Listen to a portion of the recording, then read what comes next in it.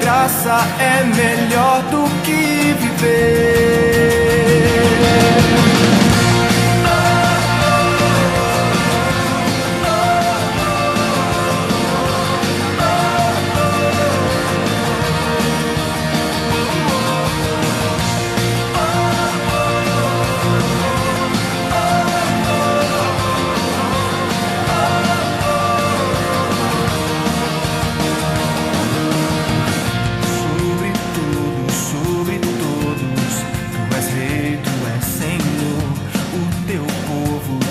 Adora, o teu nome louvará. És refúgio e segurança em meio à tribulação, fortaleza, esperança, dono do meu coração, do meu coração. Soberano Deus, poderoso Deus, o meu coração transborda de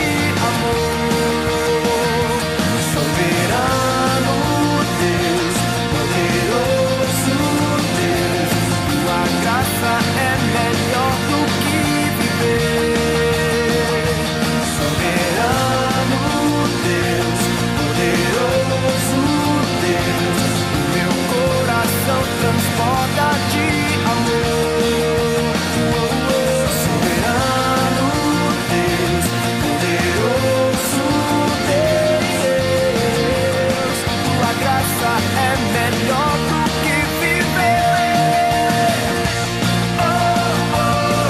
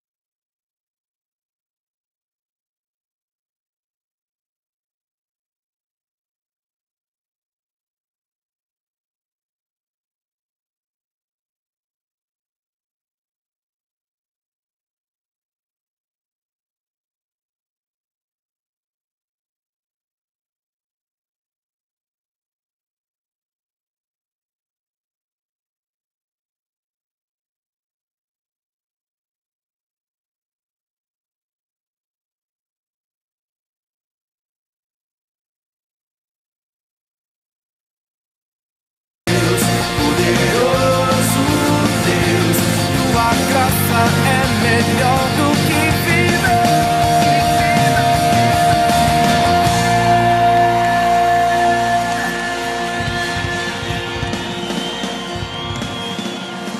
Boa noite. Que bom que você conseguiu chegar apesar da chuva, apesar do horário de verão, que muitos ainda estão se adaptando, mas que bom que nós estamos juntos. Bom e agradável é que os irmãos estejam e vivam em união. Por isso a gente se reúne. Por isso existe a igreja, por causa da comunhão dos santos. Cada um de nós é um templo do Espírito Santo. Mas quando nós nos juntamos, nós nos tornamos a igreja do Senhor Jesus. E Ele é a nossa cabeça. A Ele que nós entronizamos nessa noite. Eu gostaria que você ficasse em pé. E eu vou lhe dar alguns segundinhos para você falar com esse Jesus. Entronizar Jesus no seu culto, na sua adoração. Deixar de lado as coisas que atrapalham, que dominam a sua mente.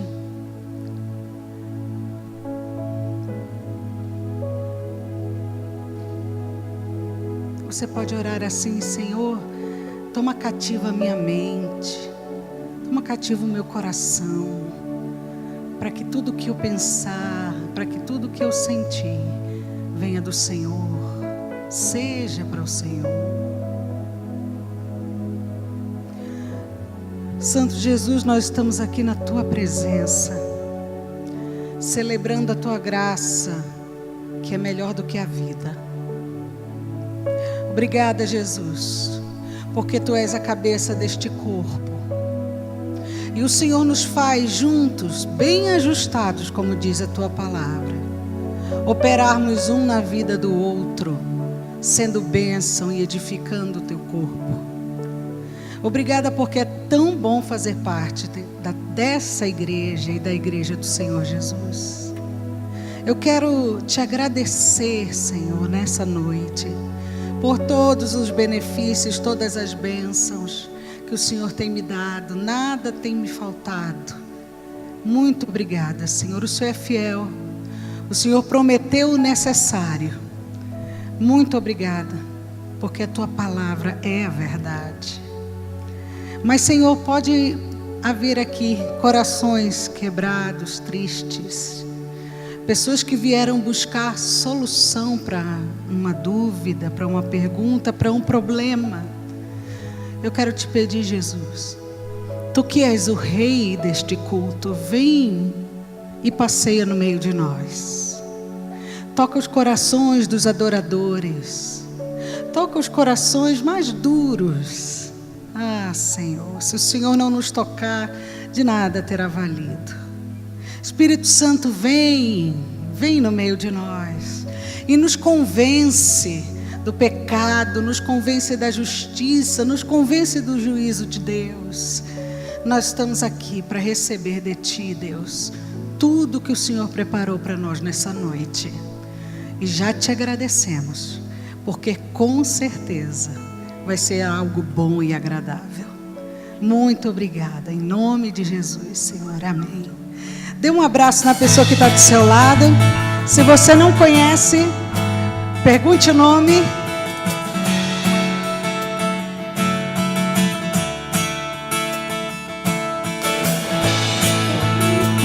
Sobre todos, tu és rei, tu és Senhor. O teu povo te adora, o teu nome louvará. És refúgio e segurança em meio à tribulação, fortaleza, esperança, dono do meu coração. Soberano Deus, poderoso Deus, o meu coração transborda de amor. Soberano Deus, poderoso Deus, tua graça. Vamos nas palmas.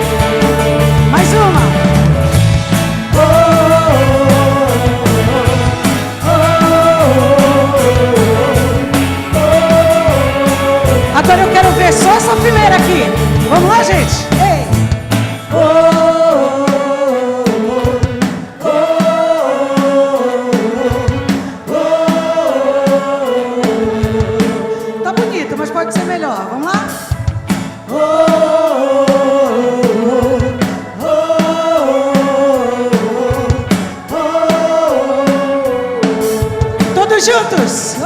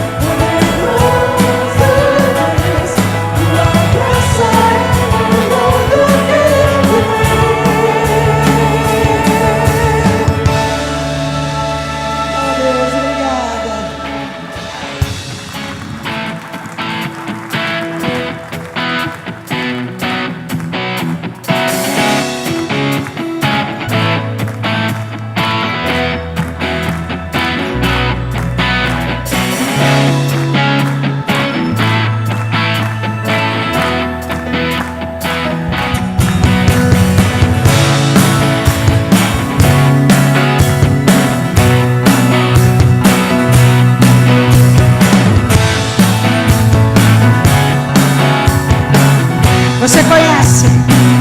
Nada te separa dele. Nada vai me separar, mesmo se eu me abalar. Teu amor não falha. Esse amor não falha nunca. Mesmo que eu não mereça, mesmo sem merecer, tua graça se derrama sobre mim. Teu amor não falha, porque Ele é o mesmo hoje e sempre. Tu és o mesmo para sempre. Teu amor não muda. Se o choro dura uma noite, a alegria vem pela manhã. Se o mar se enfurecer, eu não tenho que temer, porque eu sei que me amas.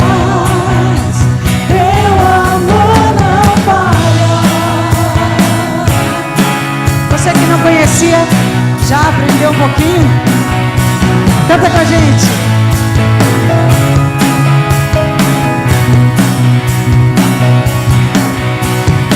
Se o vento é forte e profundo o mar, tua presença vem me amparar. Teu amor não falha. Quando é difícil, Ele mostra mais esse amor. Difícil é o caminhar, nunca pensei que eu fosse alcançar. Teu amor não falha. Declare, pois tu és o mesmo, Jesus. Tu és o mesmo para sempre. Teu amor não muda. Se o choro dura uma noite, a alegria vem pela manhã. Se o mar se enfurecer, eu não tenho que temer, porque eu sei que me ama. Tu és o mesmo, eu quero ouvir você. Tu és o mesmo. Tu és o mesmo para sempre. Teu amor não muda. Se o choro dura uma noite, a alegria vem pela manhã. Se o mar se enfurecer, eu não tenho que temer, porque eu sei que me amas. Teu amor não falha. Agora nós vamos declarar que tudo que acontece conosco coopera para o bem, coopera para o nosso bem. Declare. Tu fazes que tudo coopere para o meu bem. Tu fazes que tudo coopere para o meu bem. Diga. Tu fazes que tudo coopere para o meu bem. Tu fazes que tudo coopere para o meu bem.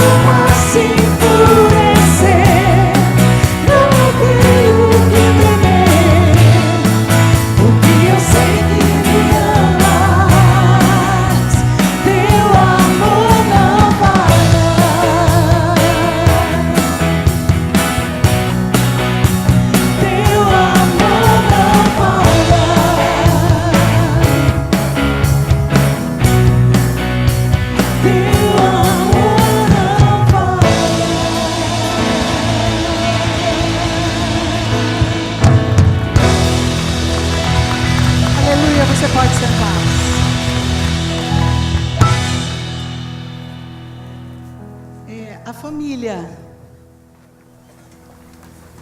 Danilo Simões Teixeira, o bebê. Será que chegou a família? Talvez com essa chuva toda não tenham conseguido chegar. Se você chegou, opa, então vem aqui. Vem aqui participar conosco. Glória a Deus. Nós temos o privilégio de apresentar os nossos filhos ao Senhor. Apresentar é um ato de fé, de gratidão. Não é o batismo.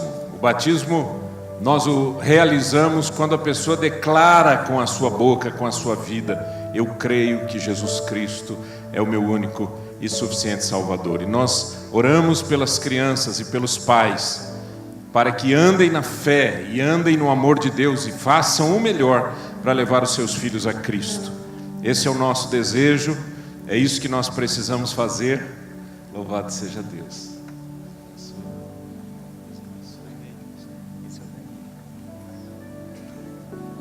Posso pegar?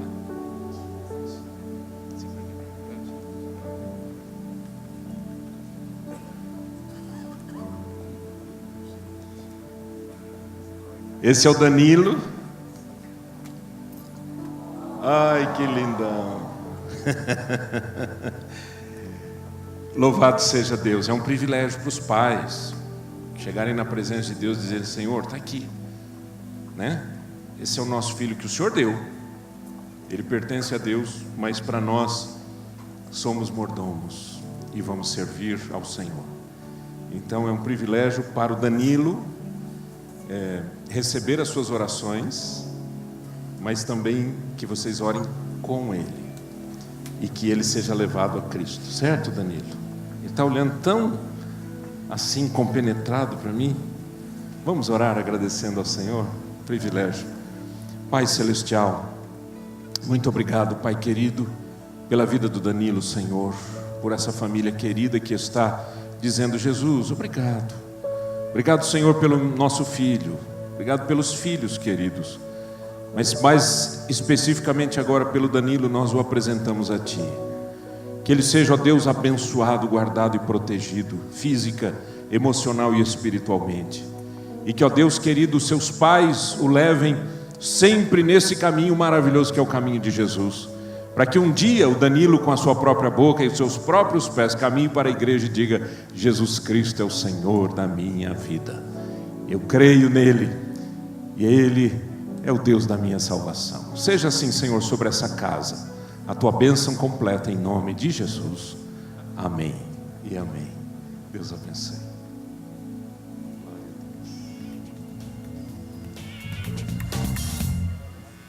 Olá, PIB de Curitiba, esse Acontece na PIB com muita novidade. Na sua revista também tem mais informações, uma agenda repleta de atividades. Você visitante aí vai aos poucos conhecendo um pouco mais da vida agitada aqui da nossa igreja. Deus abençoe você que também está em célula, que você se sinta encorajado, motivado de multiplicar, crescer a sua célula. Você sabe do nosso alvo de alcançarmos 1000 células na nossa cidade de Curitiba. E temos um recado importante, hein? No final deste mês acontece o Summit aqui na nossa igreja. E já temos menos da metade das vagas disponíveis, então você precisa correr e garantir a sua inscrição. Para você que não conhece, esse é um evento para líderes, uma conferência de liderança em vídeo com legendas, aberto a todo mundo. Então você, estudante, dona de casa, voluntário, empresário, profissional liberal, todo mundo é convidado para participar aqui. Traga a sua equipe. Esse é um material de facilitação que a gente usa na conferência. A cada palestra a gente para, estuda um pouquinho e aplica na nossa vida, na sua equipe, na sua organização, os princípios e tudo aquilo que Deus tem falado para a gente através do Summit, através desse material. Então, corra, faça a sua inscrição, pergunte para alguém que já participou do Summit, com certeza você não vai se arrepender.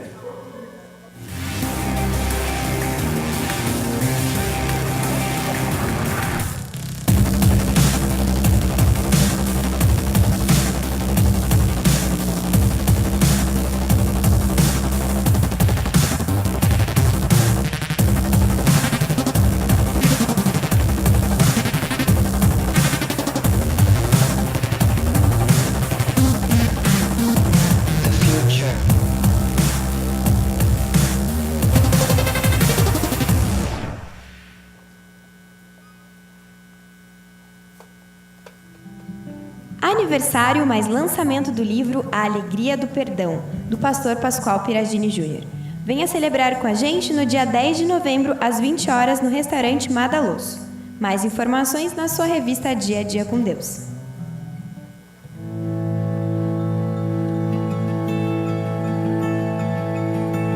Jantar Concerto de Natal. Dia 20 de novembro, às 20 horas, com a orquestra, o conjunto de sinos e o coral. Local, Salão Nova Curitiba. Mais informações na sua revista Dia a Dia com Deus. Pais, não se esqueçam que o acampamento dos seus filhos juniores, Heróis da Fé, acontece de 31 de outubro a 2 de novembro, na Chácara Vereda das Araucárias. E com isso você pode aproveitar, no dia 31 de outubro, às 20 horas, vai ter o jantar Romantismo Hoje. Os ingressos estão no valor de R$ 120 o casal. Para você que já é voluntário da comunicação ou deseja ser, a gente vai ter um treinamento de vídeo no dia 26 de outubro, das 9 da manhã à 1 da tarde. E o valor é de R$ 5.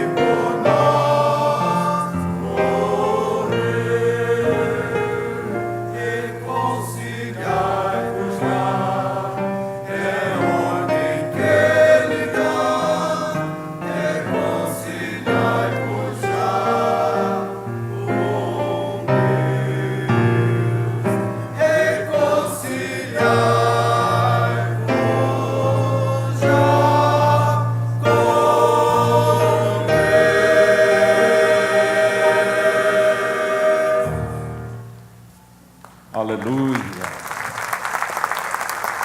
Uma vida nova com Jesus é tudo que a gente precisa, não é, queridos? E como novas criaturas, o que nós queremos é servir ao Senhor com integridade e obediência, fazendo aquilo que o Senhor quer que a gente faça. Eu tenho dito sempre que para a gente colher, a gente precisa semear. E semear significa a gente obedecer ao Senhor, porque é uma lei de Deus. Quando a gente obedece ao Senhor, todas as coisas entram no eixo, entram em equilíbrio, entram em harmonia. E há um princípio de Deus que é o princípio de devolvermos ao Senhor os dízimos e entregarmos ofertas alçadas, ou ofertas devidas, ou ofertas do coração. Eu me lembro daquela oração que Davi fez, dizendo: Senhor, tudo é teu, e das tuas mãos tu damos. Enquanto você prepara os seus dízimos e as suas ofertas, eu quero fazer 2 desafios aqui importantes. O primeiro, nós falamos sobre Campo Largo hoje pela manhã, dizendo dessa chuva de granizo muito forte. Pastor César, aqui da nossa igreja, comentou conosco que ele juntou alguns amigos e eles foram e arrumaram, consertaram assim, deram um jeito em 18 telhados, 18 casas. Essas casas, muitas vezes com telhas de Eternite, todas arrebentadas, água entrando, e muita gente está sofrendo demais. A própria prefeitura está solicitando ajuda com sabão em barra, pasta de dentes, fralda descartável, sabão em pó, papel higiênico, esponja, sacolas plásticas, colchão. E nós queremos entrar nisso, nós queremos abençoar esse povo. E se você quiser durante a semana trazer para cá, você traga aqui na igreja as suas doações e nós vamos providenciar que sejam levadas para Campo Largo. Nós vamos também logo orar por eles. E o segundo desafio, antes de entregarmos os nossos dízimos e ofertas, é do bazar que nós queremos fazer para a construção. O que é que você vai fazer? Você lembra que na sua casa tem um monte de coisas que você não usa, mas que estão em bom estado, muitas vezes estão novas ou seminovas, e você diz, eu não uso isso. Então você pode doar. Você traga aqui para a igreja até dia 9 de novembro, e no mês de novembro, depois de tudo catalogado, nós vamos abrir um grande bazar em prol da construção. Faça isso. Hoje mesmo, na hora que você chegar em casa, dá uma olhadinha em casa, você vai ver que tem um monte de coisa que você não usa, né? Agora, eu não preciso falar que são coisas úteis e em bom estado, né, gente? Porque máquina de escrever que a gente não usa mais, que está faltando os tipos, aí não dá certo. Mas aquilo que você pode oferecer, que vai ser bênção, é uma iniciativa da igreja, uma iniciativa das células, e nós queremos fazer isso com alegria. Vamos devolver ao Senhor os nossos dízimos e ofertas, mas antes nós vamos agradecer ao Senhor pelo privilégio de podermos investir na obra do Pai Celestial, devolvendo ao Senhor os nossos dízimos. Vamos fazer isso? Pai Celestial, consagramos ao Senhor agora esse momento de entrega dos dízimos e das ofertas. Que o teu povo, Senhor, tenha aquela percepção de Davi, de dizer, Senhor, tudo veio de Ti, e das Tuas mãos nós damos para o Senhor, nós devolvemos ao Senhor. Que seja assim, Pai, nessa hora. Eu quero Te pedir pela minha vida, pela vida da minha família, pela vida desse povo que está aqui, as famílias aqui representadas. Jesus querido, receba agora os dízimos e ofertas em nome de Jesus, amém.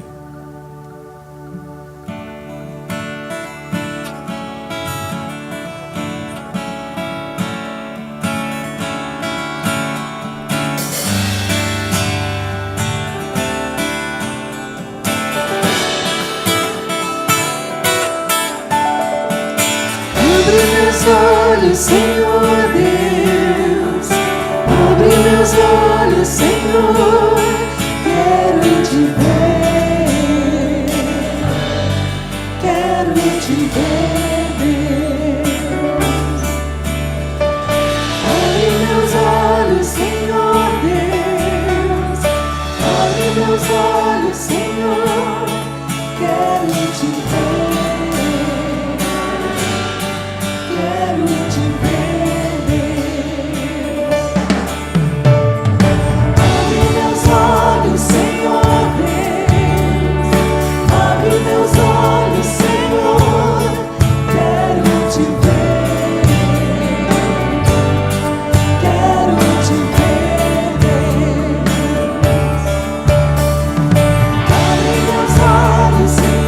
Pode ficar em pé, adorando o Senhor. Quero Te ver, Deus, Te ver nos ares exaltado, na luz de Tua glória brilhando, fluindo amor e poder, cantamos Santo, Santo. Abre meus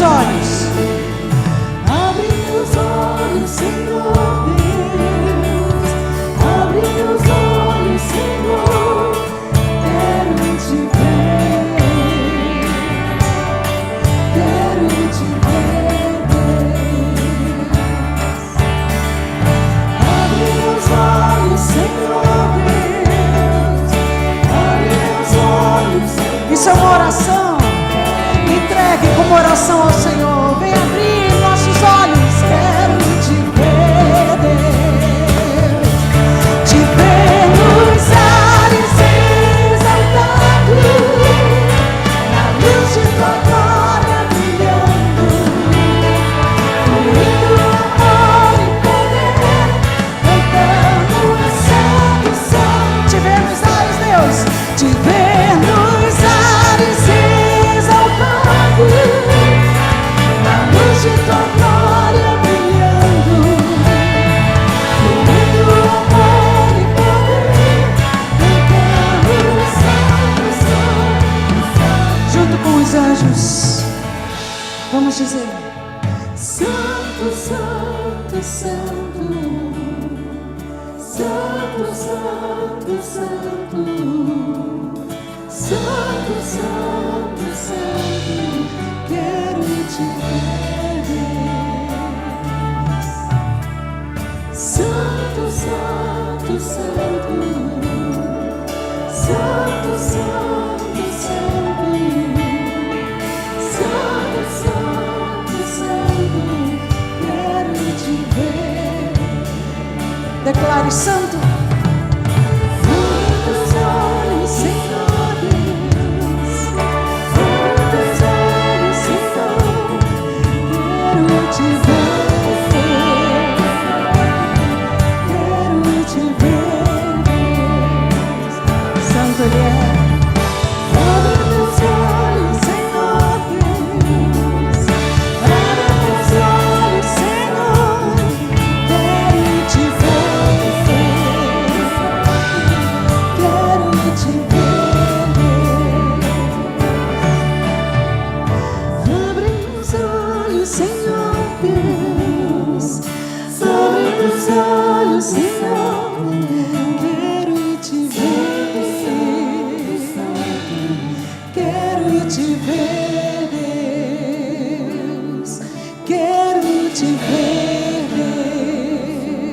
Deus, quero te ver, Deus.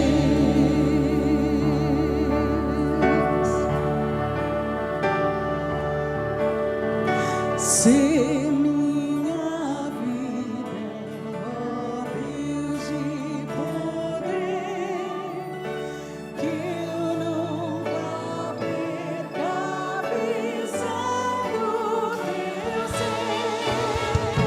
Certo dia, tu és minha luz. Tua presença, meus passos. Abre meus olhos, Senhor Deus. Abre meus olhos, Senhor. Quero te ver. Quero te ver,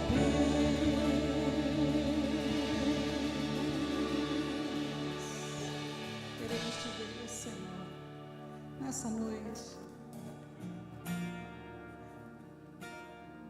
Vem, Senhor, te apresenta, te mostra aqui no meio de nós. Tu és o único Deus.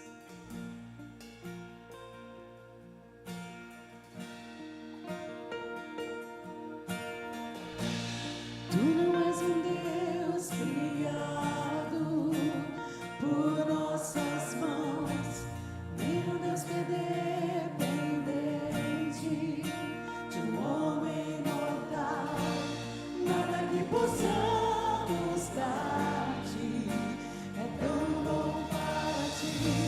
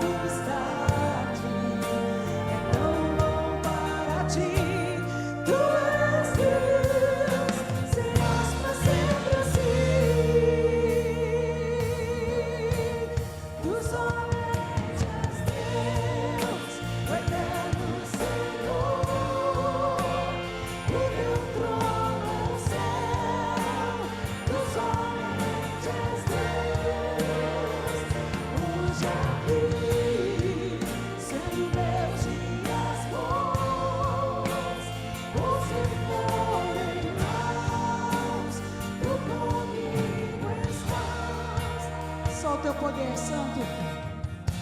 Só o teu poder eterno, ninguém detém. Ao teu nome seja glória, honra e poder.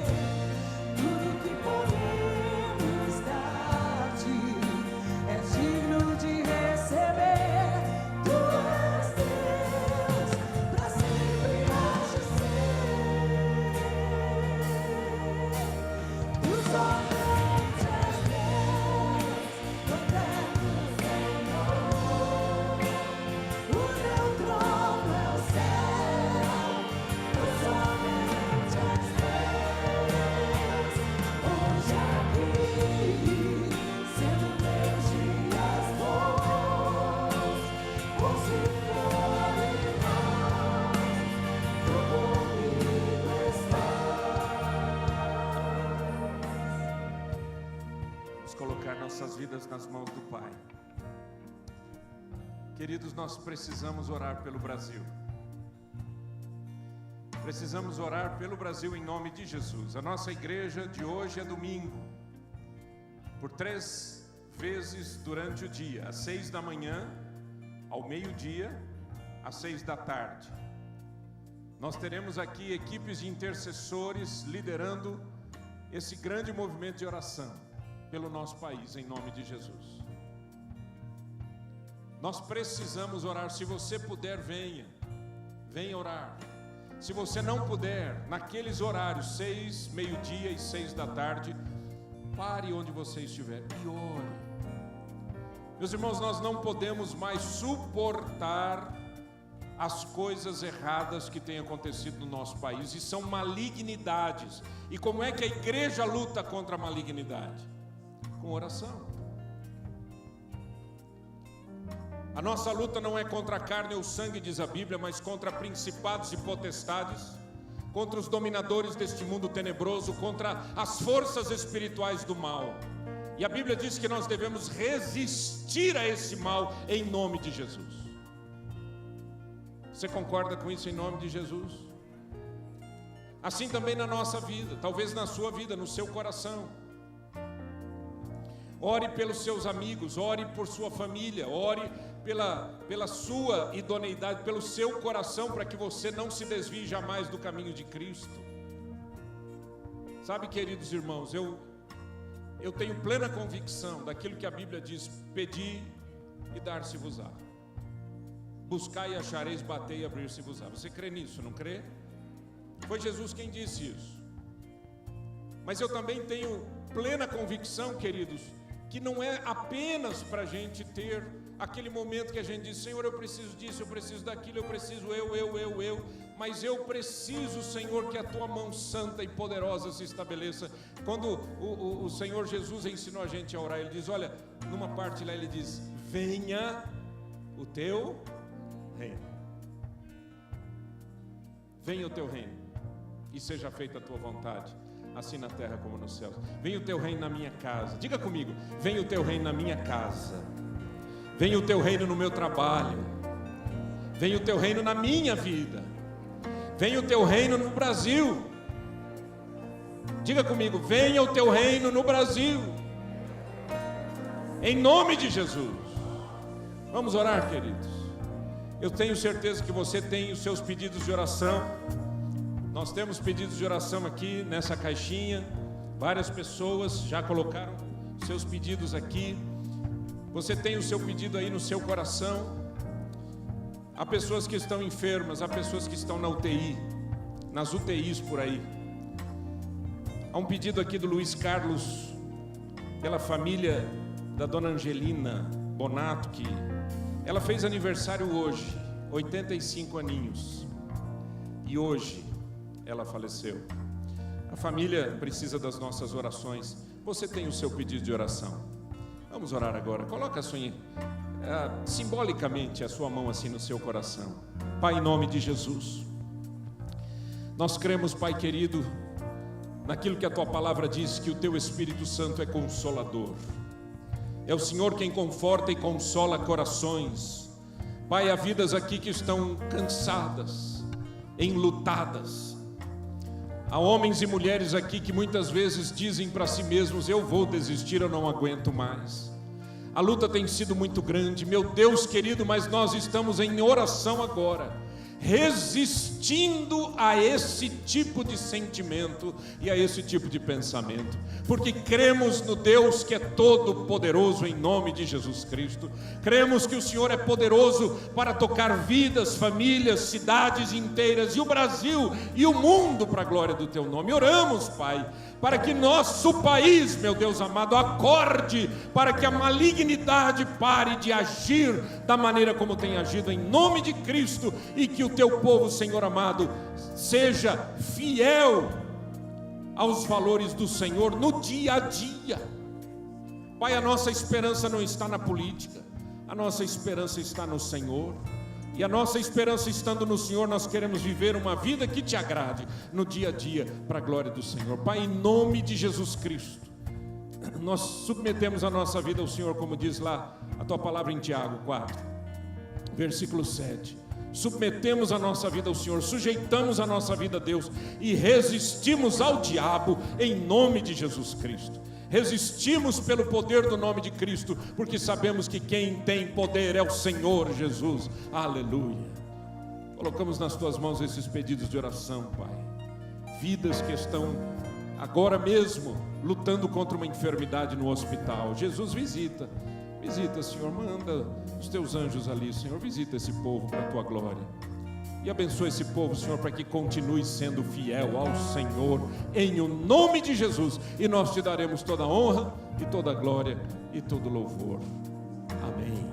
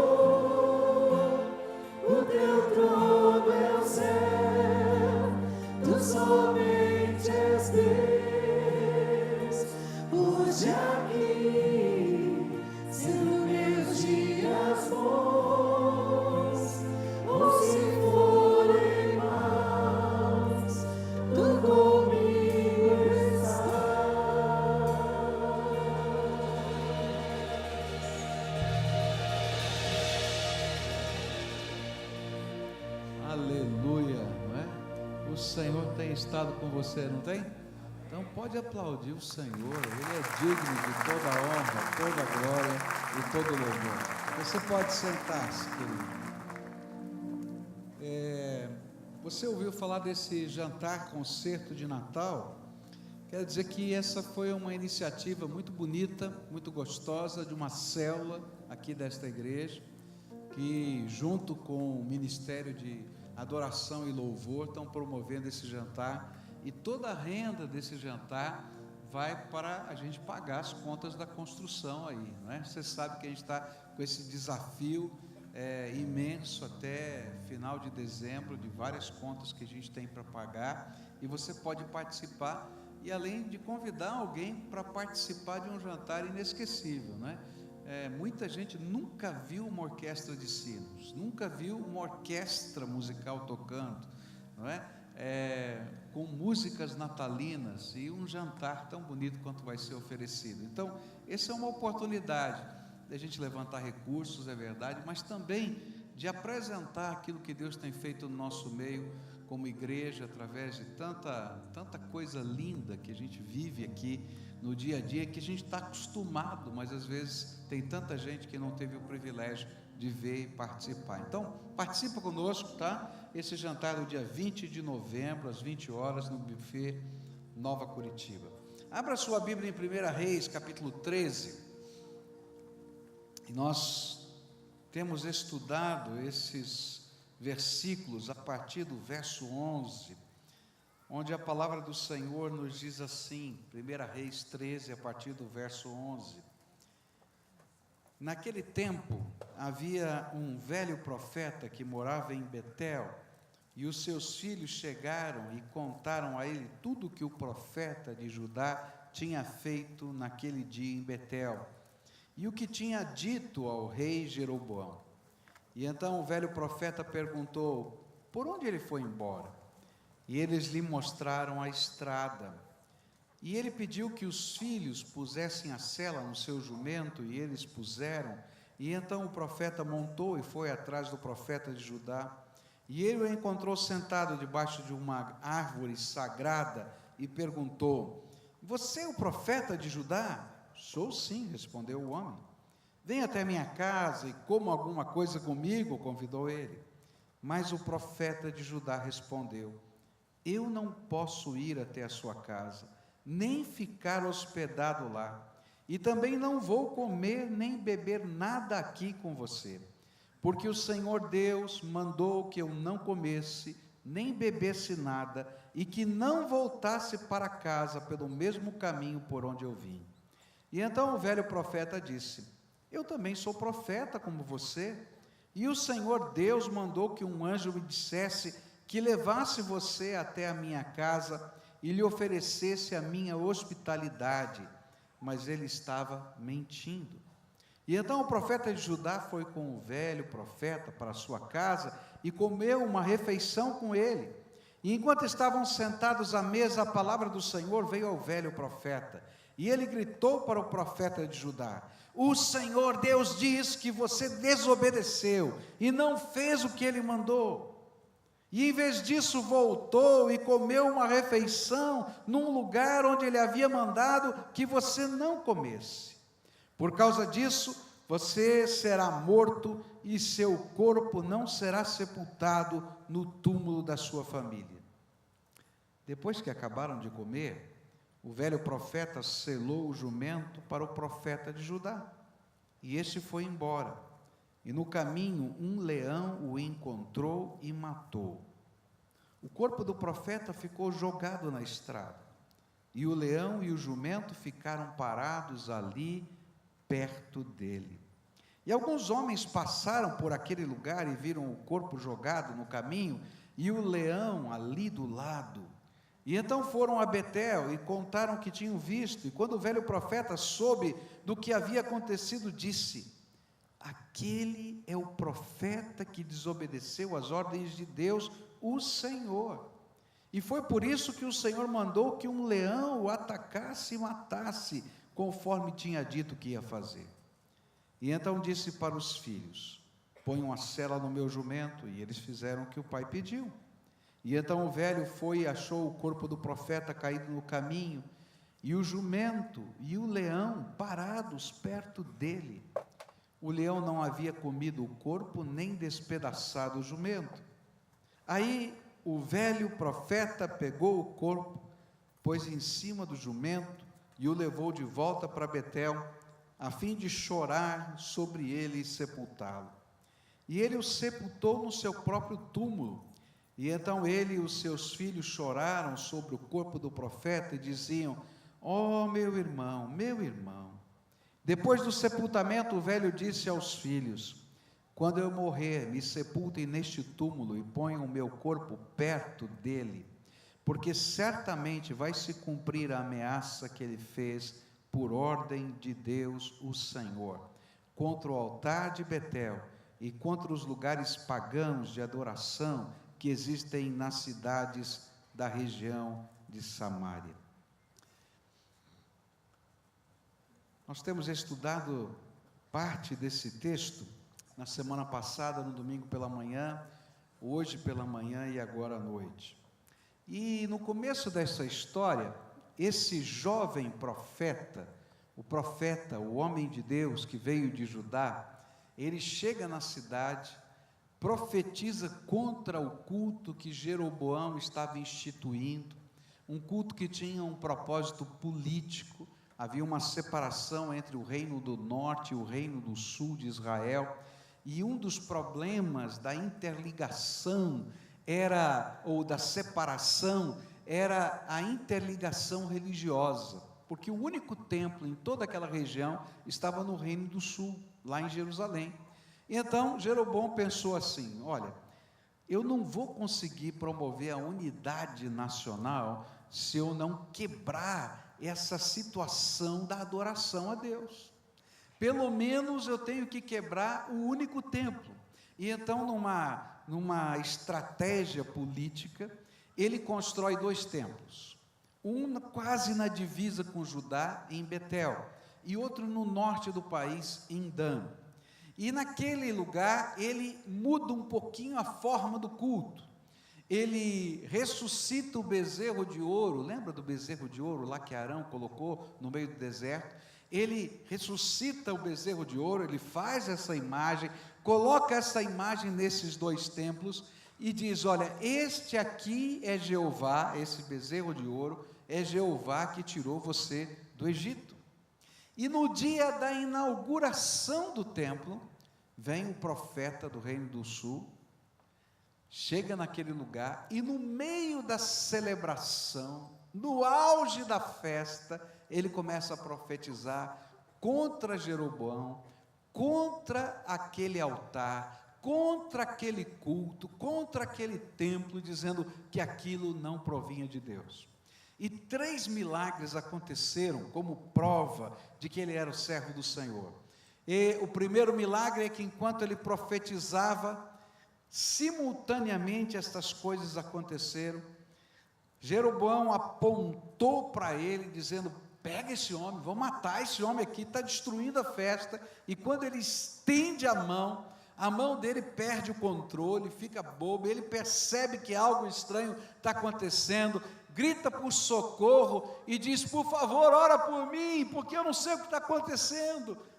E imediatamente o altar racha, as cinzas caem, o sacrifício vai embora, e tudo isso Deus dizendo: não aprovo.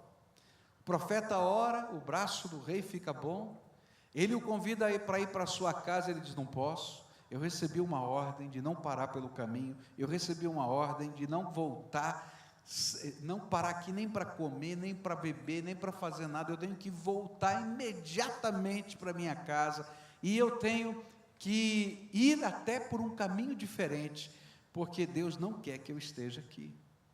Bom, é nesse contexto, nessa história bonita, que começa a nossa história, a tragédia desse homem de Deus. E quando a gente começa a olhar, a gente percebe que a história muda da profecia para o profeta. E agora o alvo do juízo de Deus e dessa situação toda, no foco dessa história, é o homem de Deus de Judá e o velho profeta que está em Betel. E a lição principal desse texto é: quão sério é receber a palavra de Deus e não cumpri-la. Se a gente pudesse resumir essa história numa frase, essa seria a frase: quão sério é receber a palavra de Deus e não cumpri-la. E eu gostaria de olhar para esse texto nessa perspectiva e tentar extrair desse texto algumas lições para a nossa vida. Primeira lição nós já vimos pela manhã, é cuidado com a acomodação. E aí nós vimos que tanto o velho profeta estava acomodado em Betel, porque Deus teve que trazer um profeta de outro lugar, porque ele não era a voz de Deus naquele lugar, quanto o novo profeta se acomodou na volta e parou lá debaixo da árvore, e quem sabe cansado, quem sabe, mas ele tinha recebido uma ordem direta: vai para casa, volta logo, não come, não bebe, porque Deus sabia de todas as coisas que poderiam acontecer.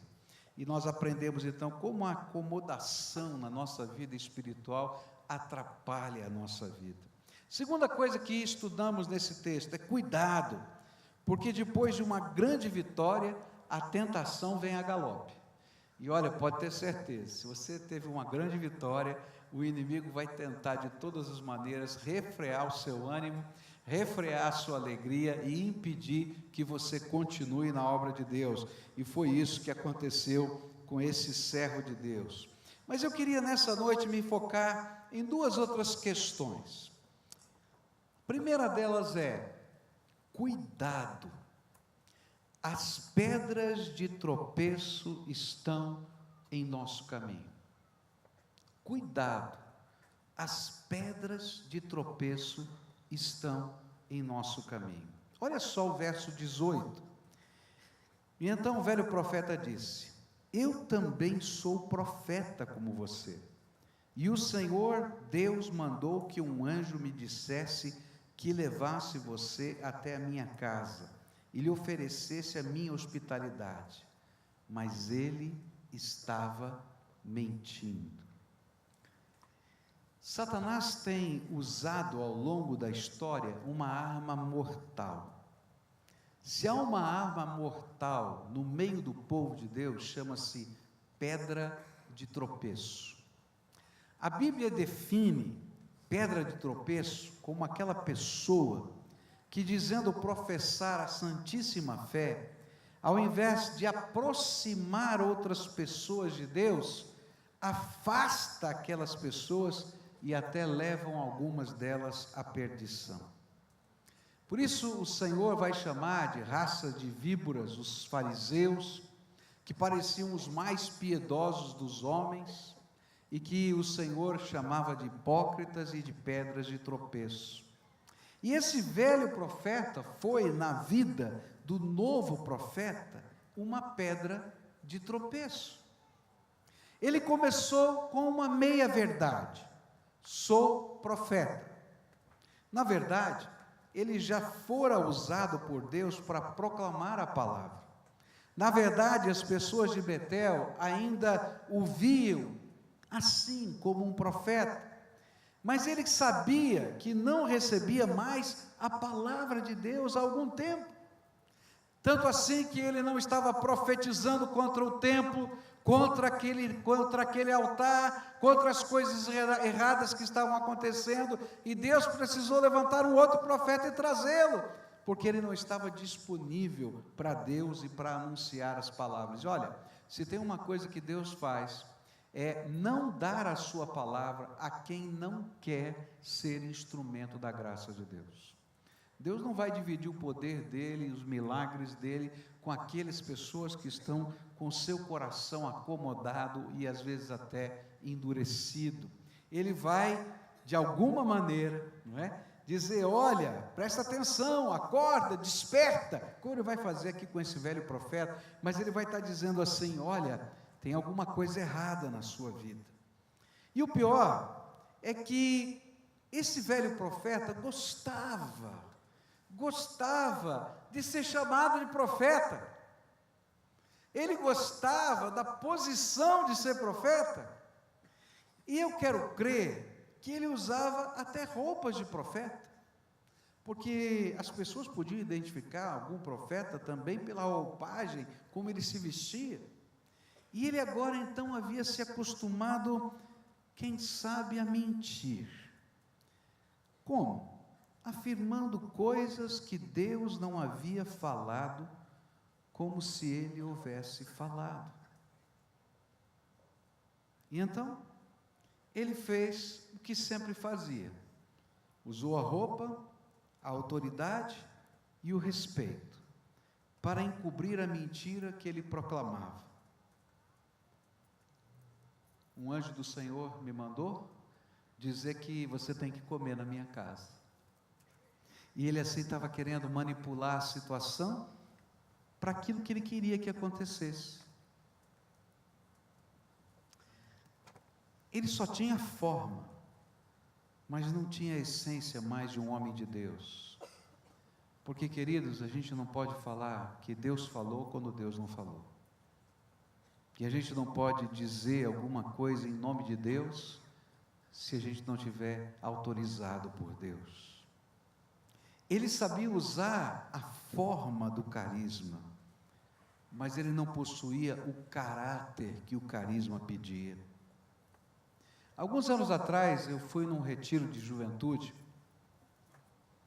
e estava vendo uma grande confusão no meio daquela juventude, e havia quase uma guerra espiritual naquele retiro, entre pessoas de igrejas batistas daquela região, que tinham passado por um despertamento espiritual, por um avivamento, e pessoas que participavam naquela região de igrejas mais tradicionais. E a grande batalha era se você falava em línguas ou não falava em línguas, se você tinha esse dom ou não tinha esse dom. Então não importava o que acontecia naquele encontro, o que importava era de que grupo você pertencia, a que grupo você pertencia. E eu comecei a pregar a palavra como prego aqui, todos os domingos, vocês estão aqui conosco, desse jeito, dessa maneira. Deus começou a tocar muitos corações, houve quebrantamento. E eu me lembro que uma noite, uma jovem veio me procurar, e aquela jovem estava inconformada. Como é que eu podia pregar daquele jeito? E, segundo a mente dela, não tinha recebido o batismo do Espírito Santo. E aí, então, ela estava inconformada. E aí, então, ela começou a discutir comigo e começou a falar sobre aquilo que ela acreditava, sobre a doutrina. E eu abri a palavra de Deus e falei: tá bom, querido, então vamos estudar, me explica como você crê, eu vou explicar o que eu creio. Então, eu comecei a explicar para ela o que eu creio, que quando a gente recebe Jesus como Senhor e Salvador, Deus sela o nosso coração com o seu Espírito Santo. O seu Espírito Santo vem sobre nós, porque é obra do Espírito a nossa salvação. Então eu não posso dizer que eu recebi o Espírito em outro momento, a não ser nesse momento, porque eu nasci de novo, eu nasci um ser espiritual, pelo poder do Espírito. Mas que eu acreditava que ali não terminava toda a obra do Espírito na nossa vida, que Deus derramava diferentes dons, e esses dons, eles estão na Bíblia, e eu creio na atualidade de todos esses dons. Não creio que nenhum dom do Espírito cessou, mas que nenhum dom é um sinal único e exclusivo de que você tem o Espírito. E aí comecei a explicar, porque se fosse assim, poderia acontecer alguns problemas, como eu já vi. Uma pessoa falando línguas e endemoniada, e quando a gente orou por ela, ela caiu endemoniada. Ela falou: é verdade? Eu falei: é, porque Satanás se coloca no nosso meio. E vi pessoas também que, falando línguas, na verdade, só enrolavam a língua, porque se eles não falassem em línguas na sua comunidade, eles não eram vistos como espirituais. E aí então eles não podiam fazer determinadas coisas, mas na verdade os dons que Deus tinha dado eram outros para eles, e que eles deveriam ser felizes com os dons que Deus tinha dado. E nessa hora aquela moça começou a chorar.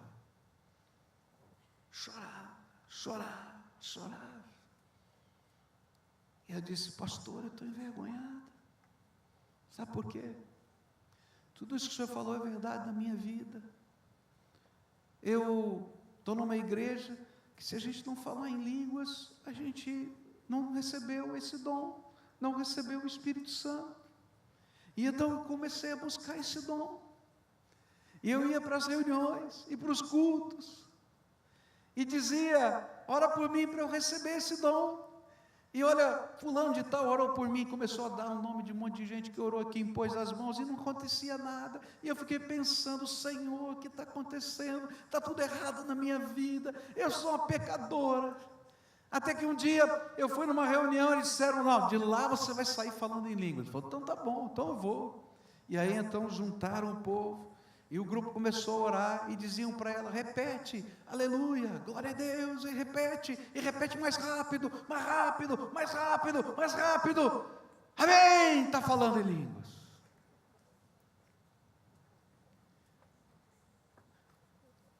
E ela falou assim: pastor, eu não sei. Dali em diante eu comecei a enrolar minha língua, e falar qualquer coisa, e achar que eu estava cheio do Espírito. Por que eu estou dizendo isso para você? Porque às vezes a gente tem a roupa, tem a forma, mas não tem o caráter da unção que Deus quer nos dar. Isso vale para aquela moça que não conseguia entender que Deus pode derramar o seu Espírito através de tantos dons diferentes, que talvez por causa da pressão do seu meio tivesse que expressar isso de alguma maneira. Mas acontece comigo e com você, quando a gente veste a roupagem de um servo de Deus e se torna pedra de tropeço no caminho dos outros. E sabe, isso é muito sutil, porque às vezes a gente não está entendendo o que está acontecendo conosco. As pedras de tropeço são aquelas pessoas que no meio da gente vivem, ou melhor, não vivem o que creem, não praticam o que falam, não experimentam o que anunciam. E sabe, toda pedra de tropeço, ela vai se transformar em algum momento em instrumento de Satanás na jornada de alguém. E sabe como é que Satanás usa a pedra de tropeço? Ele usa como uma ferramenta de engano no meio do caminho da gente. A palavra de Deus diz algo tremendo sobre isso, em 2 Tessalonicenses 2, onde diz assim: o rebelde aparecerá com a força de Satanás e fará falsos milagres, sinais e prodígios. Utilizará todas as artimanhas do mal para enganar os que se vão perder, porque não acolheram nem amavam a verdade a fim de serem salvos. Por isso, o Senhor permitiu que fossem dominados por uma força enganadora, que os leva a acreditarem na mentira. Assim se faz o julgamento daqueles que não acreditam na verdade, mas preferem praticar o mal. Há uma força satânica de operação de engano, de mentira. E essa força satânica está misturada no meio do povo de Deus. É o joio que Jesus falou que está no meio do trigo. E sabe o que é pior? É que eu não consigo reconhecer facilmente o que é joio e o que é trigo, porque se fosse fácil, o Senhor teria dito: arranca fora o joio. Mas a palavra de Deus disse, Jesus disse aos seus discípulos: deixa crescer junto, porque só os anjos do Senhor naquele dia conhecem exatamente quem são um e outro, para que você não corte um trigo junto com o joio.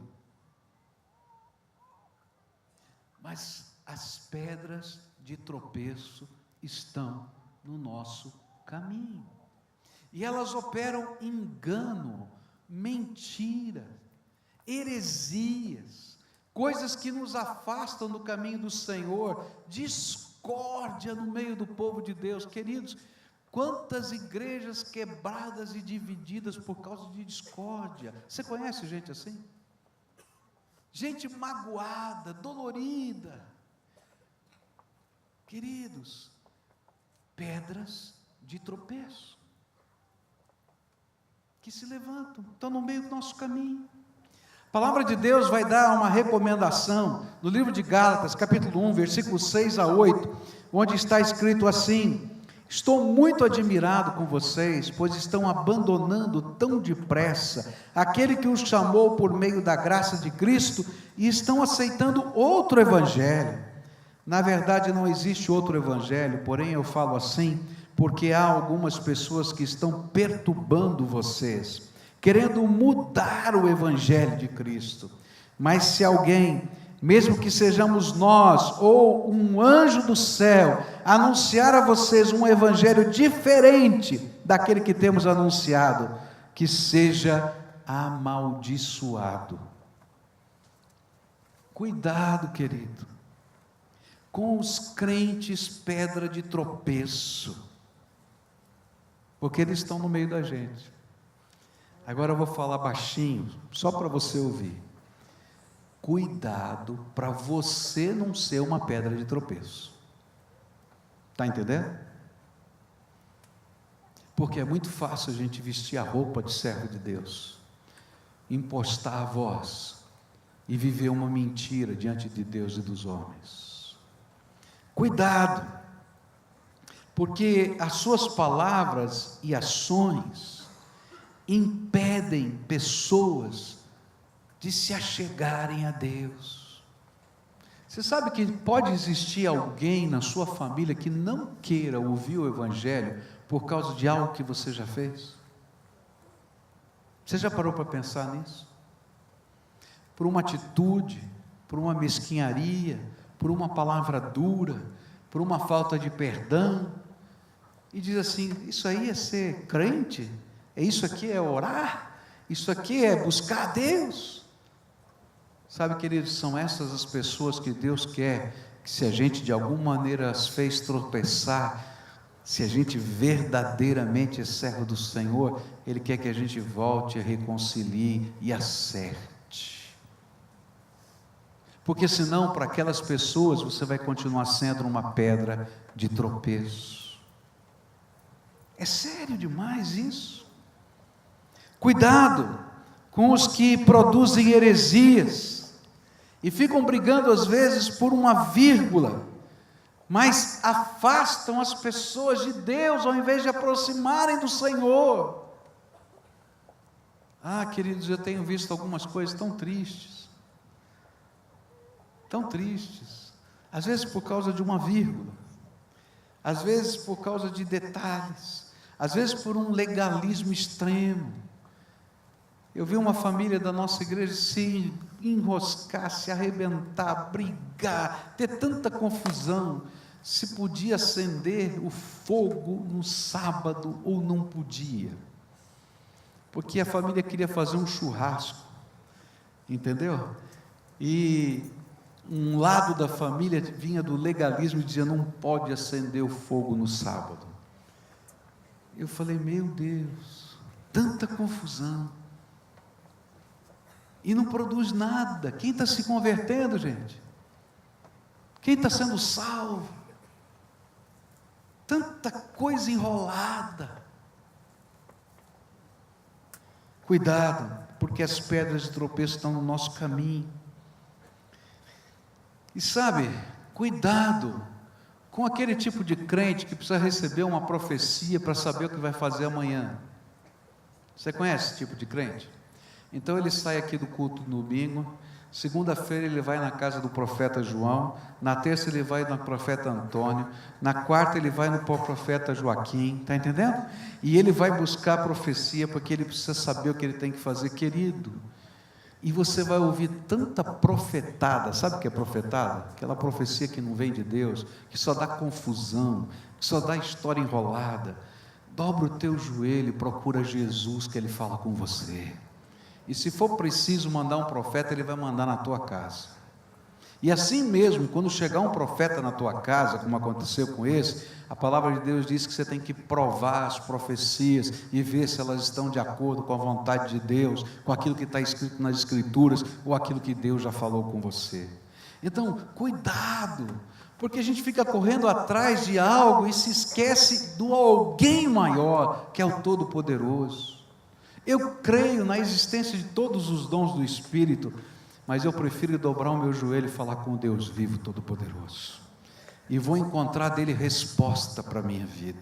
E sabe, se eu encontrar uma pedra de tropeço no meio do caminho, uma coisa eu quero, e isso eu peço a Deus, que Ele me dê discernimento espiritual, porque eu não quero ficar confuso. E esse é um dom maravilhoso do Espírito, quando Ele nos dá discernimento espiritual. Cuidado! Não se permita ser iludido por pessoas que querem decidir o caminho para você. Você decide o seu caminho na presença de Deus. E o nosso papel, queridos, é resistir à pedra de tropeço. porque eles estão ali para fazerem alguém tropeçar. Agora, se você tropeçou, querido, é você que decide ficar no chão ou se levantar. E se você é um filho de Deus, e essa é a grande diferença, você nunca vai ficar no chão, você vai se levantar de novo, porque você está olhando para cima, para o autor e consumador da nossa fé, Jesus Cristo. A grande questão que esse texto nos ensina é: a quem você vai ouvir? A Deus, que pelo seu Espírito Santo quer falar diretamente ao seu coração, ou a homens, instituições, profetas, santos, anjos ou demônios? Olhe só para Jesus, pois só Ele tem o poder de ser o autor e aperfeiçoador da nossa fé. Eu gosto desse texto de Hebreus 12:2. Conservemos os nossos olhos fixos em Jesus, pois é por meio dele que a nossa fé começa, e é ele quem a aperfeiçoa. E ele não deixou que a cruz fizesse com que ele desistisse, pelo contrário, por causa da alegria que lhe foi prometida, ele não se importou com a humilhação de morrer na cruz, e agora está sentado do lado direito do trono de Deus. Jesus é o autor e aperfeiçoador da minha fé. Eu vou olhar para Ele. Se você está olhando para uma pedra de tropeço e está magoado com todo mundo, para de olhar para essa coisa ruim que é uma pedra de tropeço e olha para Jesus, querido. Eu me lembro de uma vez que o Dr. Shed estava num ônibus viajando e sentou-se do lado dele um jovem e disse: conheço o senhor Dr. Shed, não é? Ah, sou sim, senhor. Pois não. E você, é crente? Ele disse: já fui. Como assim, já foi crente? Sabe, pastor, o negócio, eu estava na igreja, muito confuso, e tinha e um irmão lá brigou, o outro comigo, não sei o quê, eu fiquei muito magoado com eles, e eu deixei de ser crente. E aí, então, o Dr. Shed olhou para aquele jovem e disse assim: que pena, que por causa de uma pequena confusão com alguém, você abandonou aquele que morreu e ressuscitou para a sua salvação.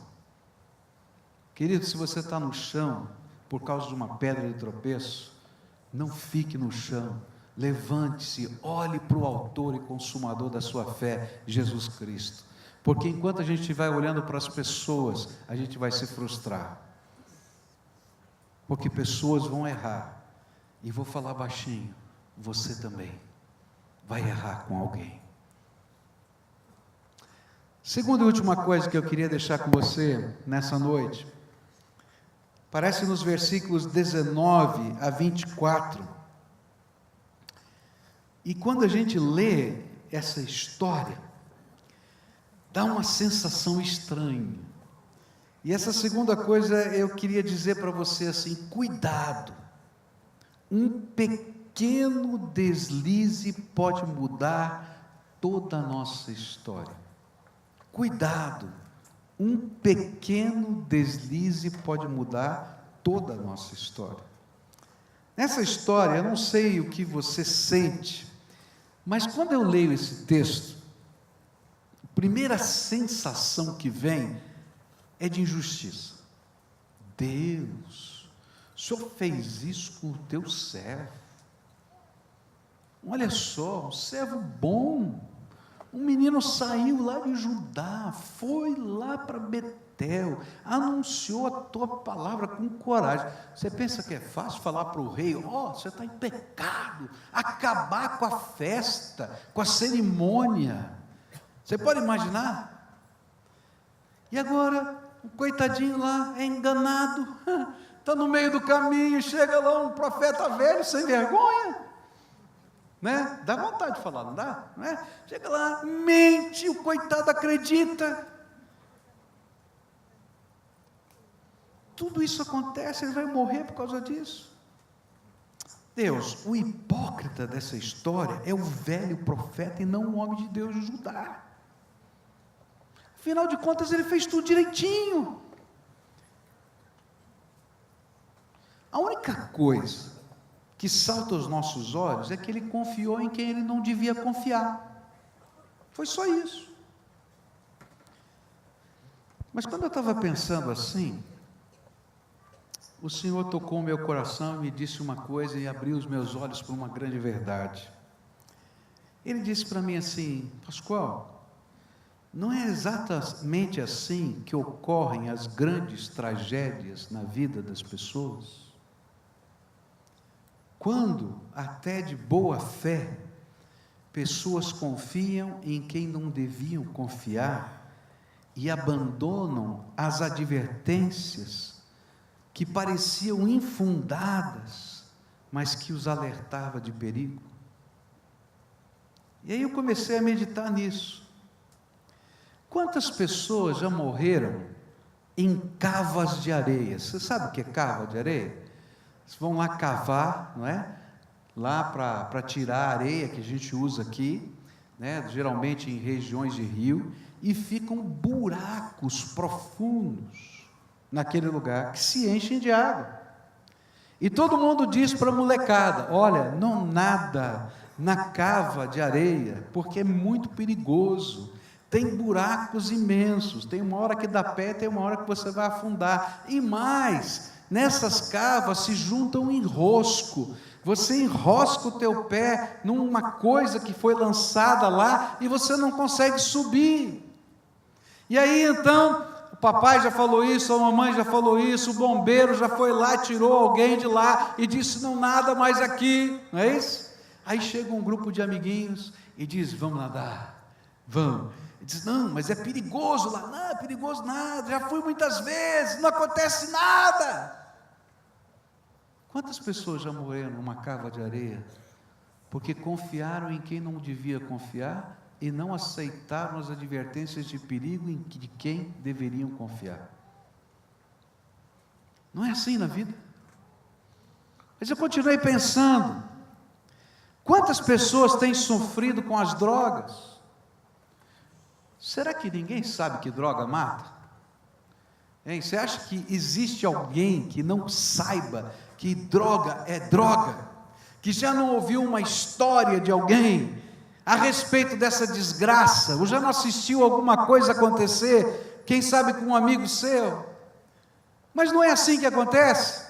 Chega um grupo de pessoas e diz: olha, não é bem assim. Você não fica viciado automaticamente. Você pode experimentar, você pode tentar, você pode ver que dá, você pode viver um barato. Não é exatamente assim que as desgraças acontecem?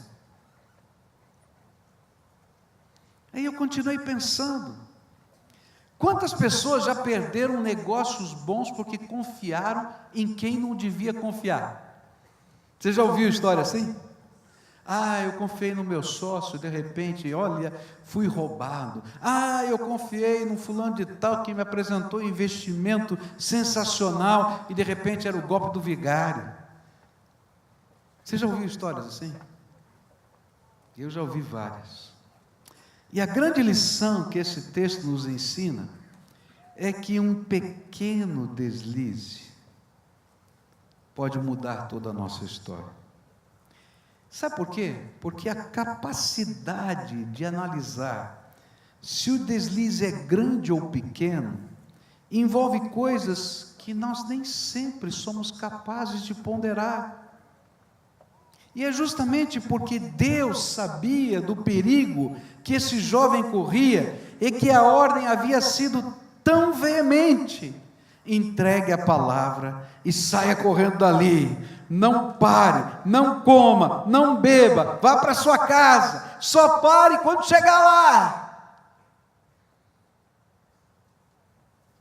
E o que parecia um simples detalhe, na verdade, foi desobediência a uma ordem direta de Deus e que teve consequências catastróficas. Mas nos esquecemos que sempre que desobedecemos a palavra de Deus, há consequências catastróficas.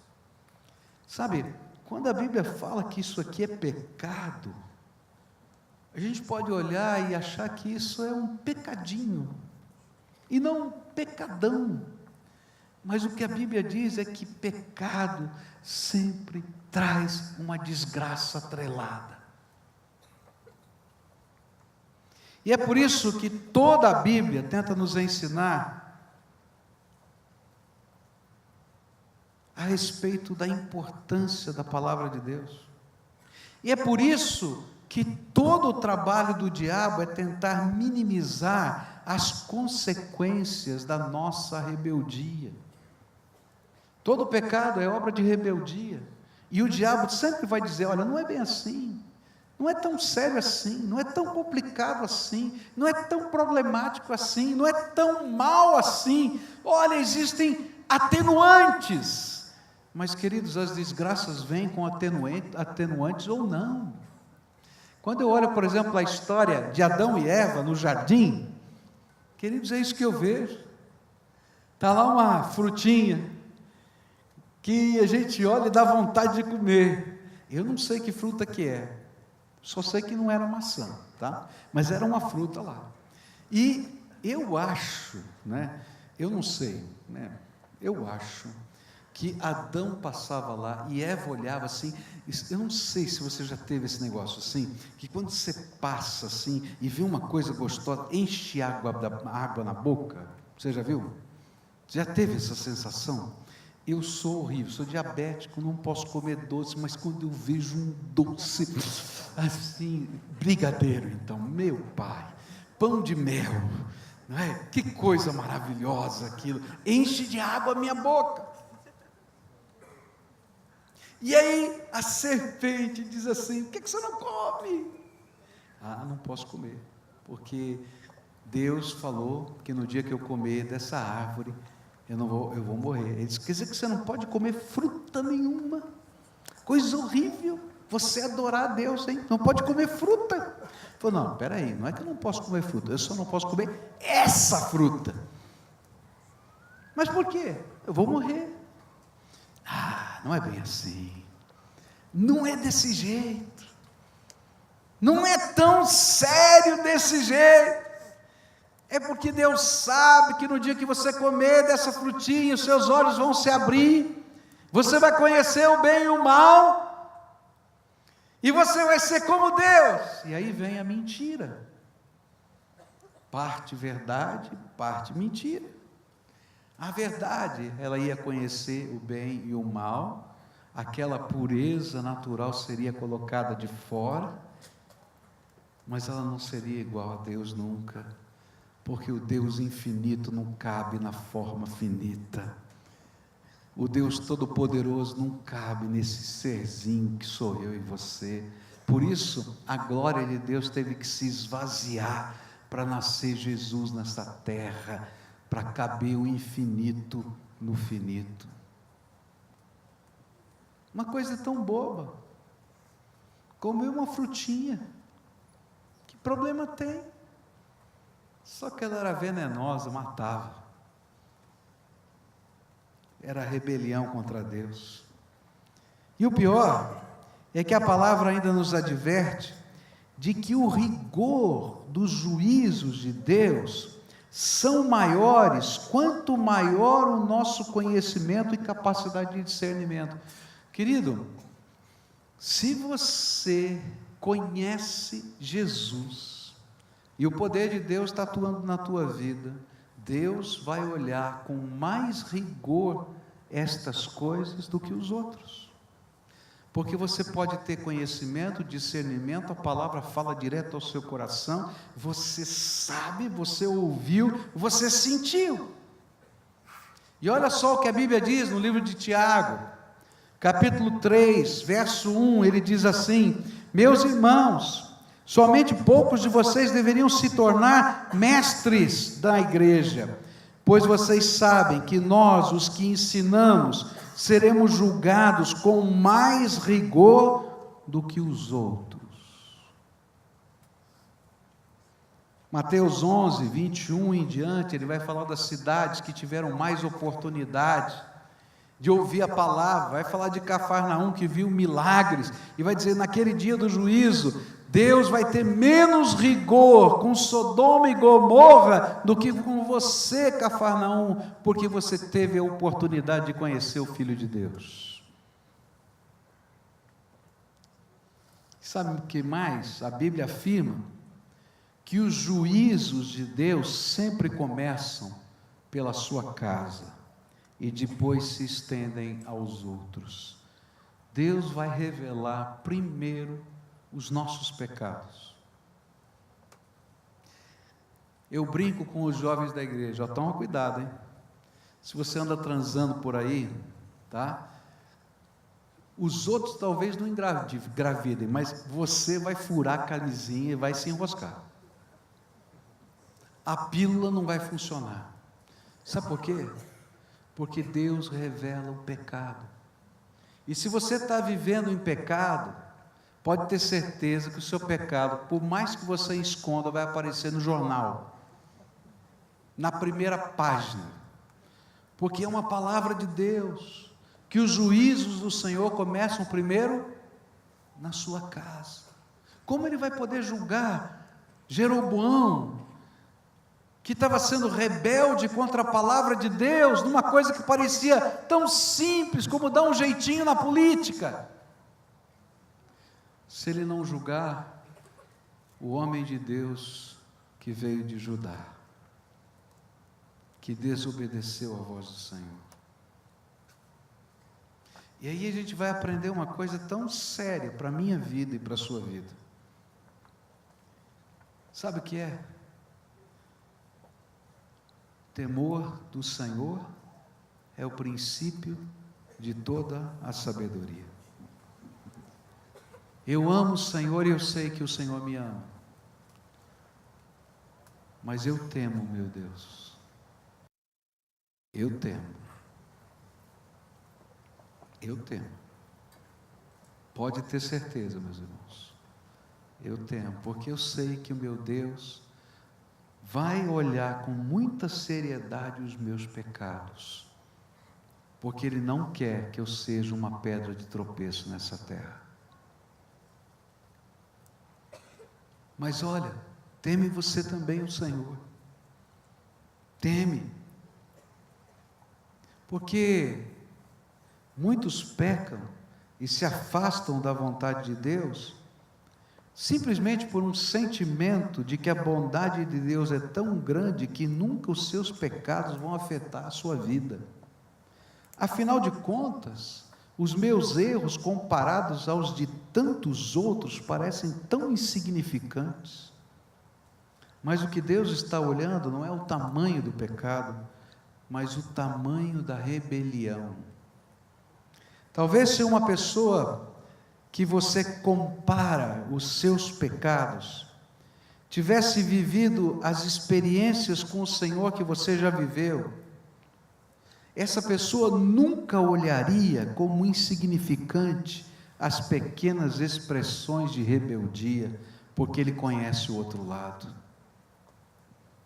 Por isso, nessa noite, eu queria orar com você e trabalhar alguns valores do seu coração.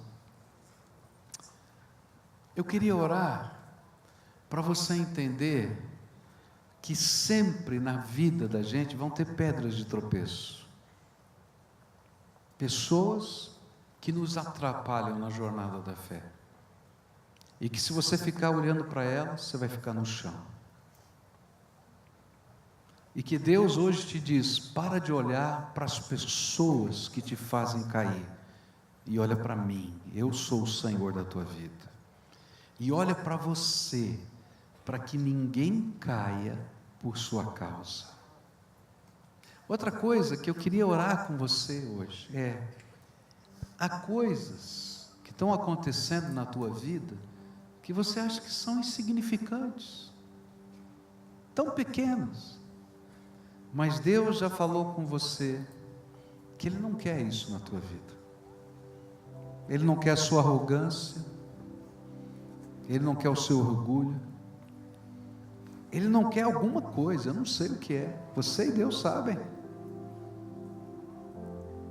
E às vezes a gente vai minimizando o efeito dessas coisas na nossa vida. E hoje o Senhor te trouxe aqui num dia chuvoso, difícil de chegar, só para você ouvir isso. Estas coisas não são insignificantes. Deus quer mexer nelas. Porque você não pode compreender, nem eu, como elas podem afetar a sua vida. Como aquele jovem não podia entender como uma parada no meio da jornada podia afetar a sua vida. Eu estava ouvindo a história de uma senhora que falou do seu pai. E ela me disse que o seu pai foi no banco e encontrou no chão um saco.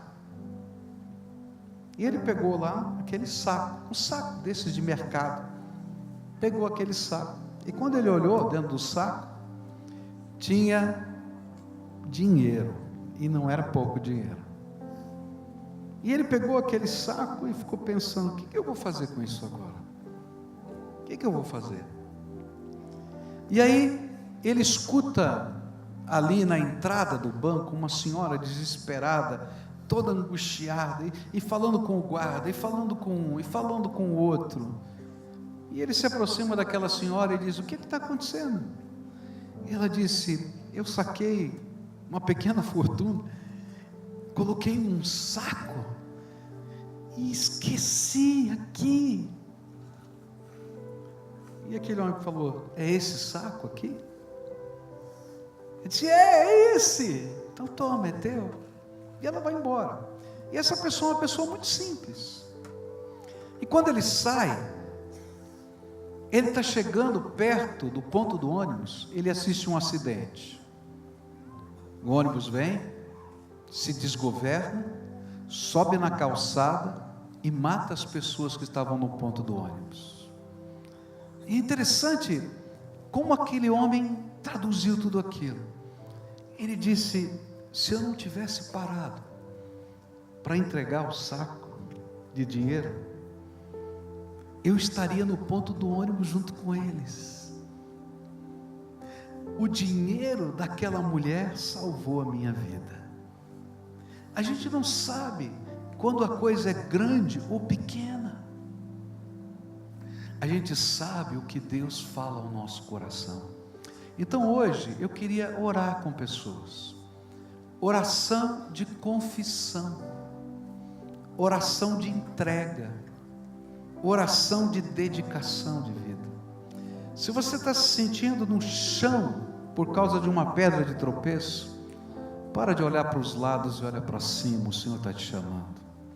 Se você é pedra de tropeço, ou foi na vida de alguém, e você precisa ter coragem de ir lá para pedir perdão, eu quero orar por você, porque hoje é dia que o Senhor precisa levantar você.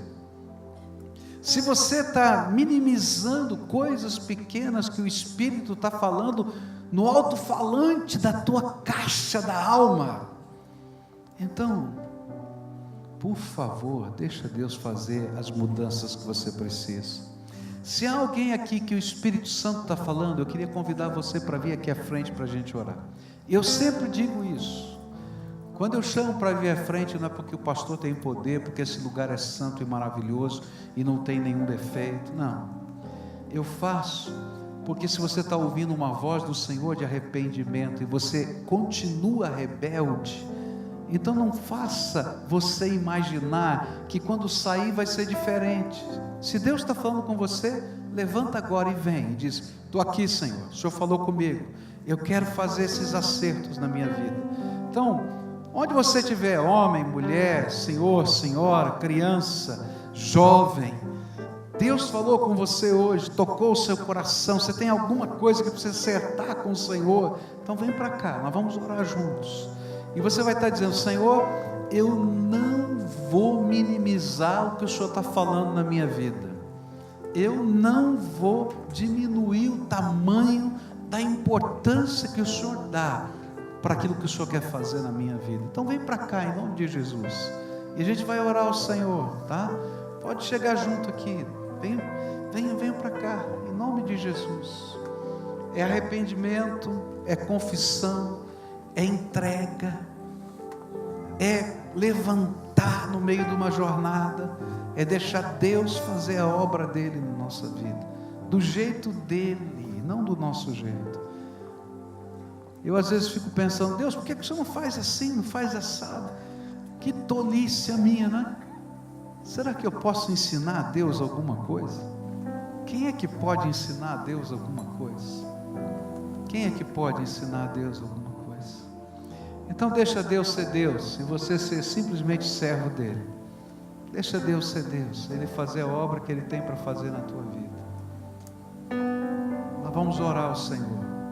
Vamos aguardar alguns que estão chegando aqui, para a gente orar juntos aqui. E a gente buscar a face do Senhor. Porque nada melhor do que o Senhor para tocar a nossa vida. Só Ele, só Ele. Ok? Amém. Vamos orar juntos? Vamos orar? Primeira oração é tua, você tem que me ajudar. O que o Espírito Santo falou com você? Você está no chão? Está precisando se levantar? Pedras de tropeço passaram por você? Então agora você diz assim: Senhor Jesus, eu só vou olhar para o Senhor. Eu só vou olhar para o Senhor. Você machucou alguém e se tornou uma pedra de tropeço na vida de alguém? Esses nomes, essas pessoas vão vir para a sua mente. Você vai pedir perdão, mas você vai assumir com Deus a responsabilidade de ir lá tratar esse coração em nome de Jesus.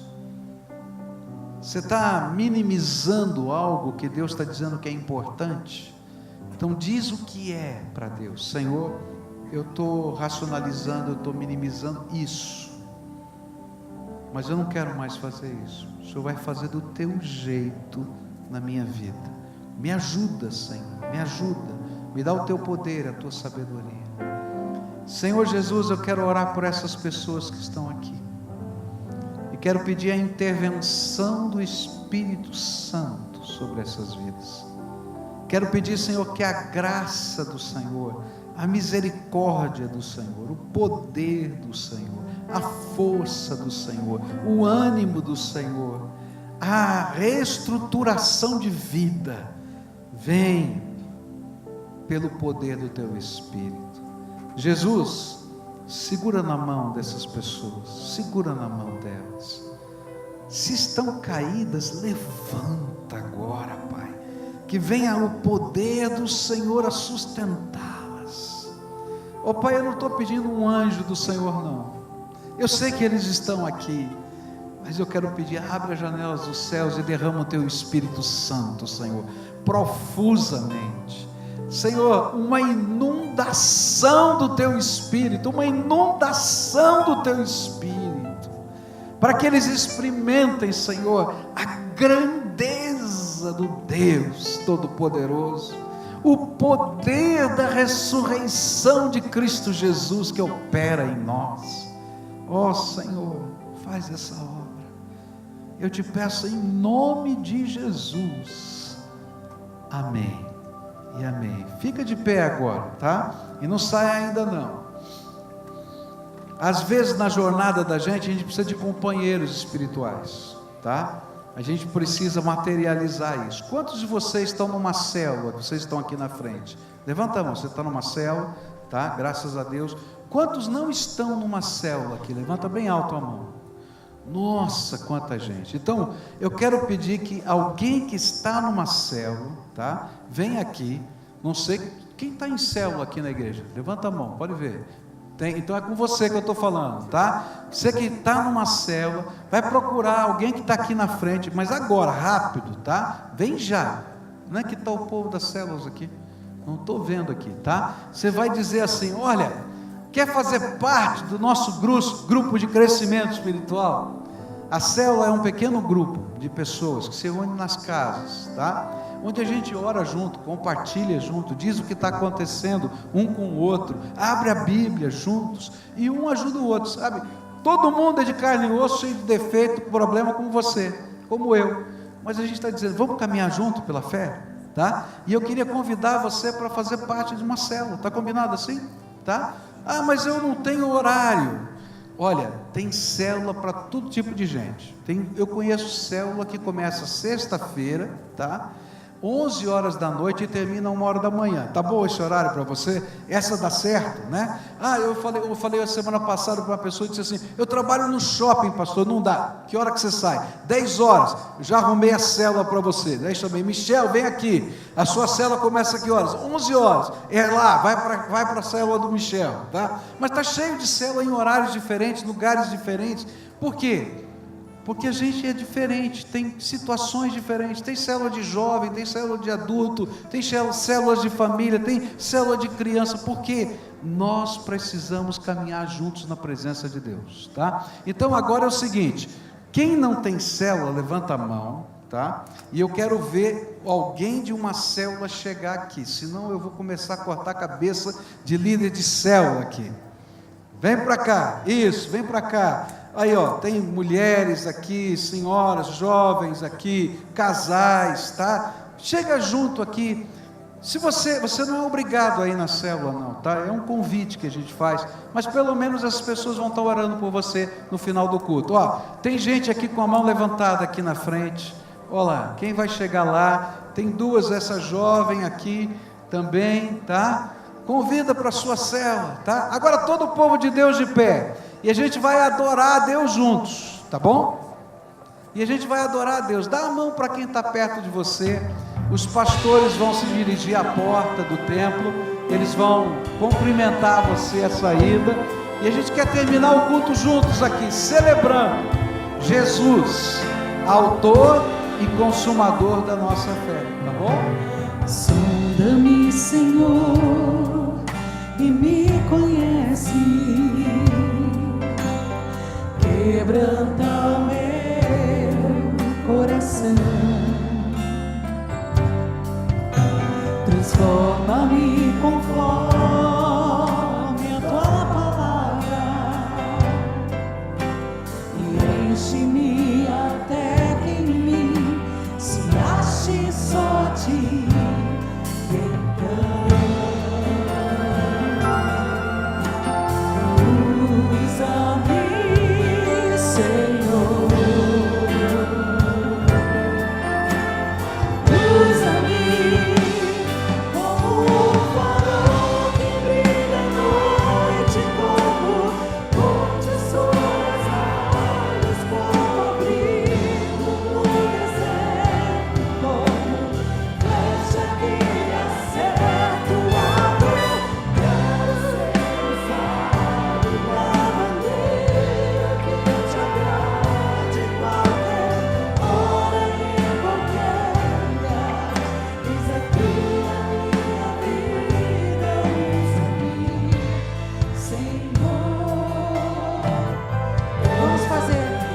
Corações, sonda-me, quebranta-me, transforma-me, enche-me e usa-me, sonda-me, quebranta-me, transforma.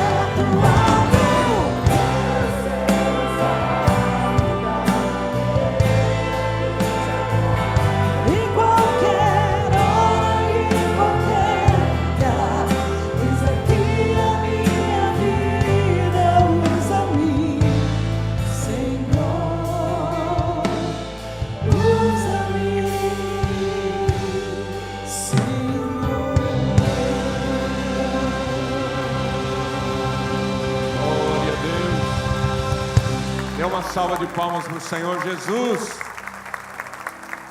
Você quer ser usado pelo Senhor? Eu quero ser usado pelo Senhor. Todos os dias é a minha oração. Querido, nós vamos orar agora agradecendo ao Pai Celestial por esse culto glorioso. Aleluia. E ao mesmo tempo eu quero convidar você para ter um tempo aqui na cantina, aqui no restaurante, comunhão, amizade, novas amizades. Vocês que já se acertaram em células, vai lá, bate um papo, conheça mais a pessoa e pode comer lá também, vai ser uma bênção gloriosa. Vamos orar? Que a graça de nosso Senhor e Salvador Jesus Cristo, o amor de Deus, o nosso Pai, e a comunhão do Espírito Santo esteja sobre este povo glorioso, esse povo abençoado. Esteja sobre a vida de todo aquele que crê no Senhor Jesus. Esteja sobre a vida do povo do Senhor Jesus, que clama pelo seu nome e que diz: Maranata, a hora vem, Senhor Jesus. Que o Senhor abençoe a sua casa, que o Senhor abençoe o seu coração e que você seja muito feliz e muito frutífero, sendo usado por Jesus para sempre, hoje e sempre. Essa é a nossa oração, amém e amém. Vai na paz do Senhor, dê uns abraços aí e diga para as pessoas: olha, você é uma bênção, em nome de Jesus.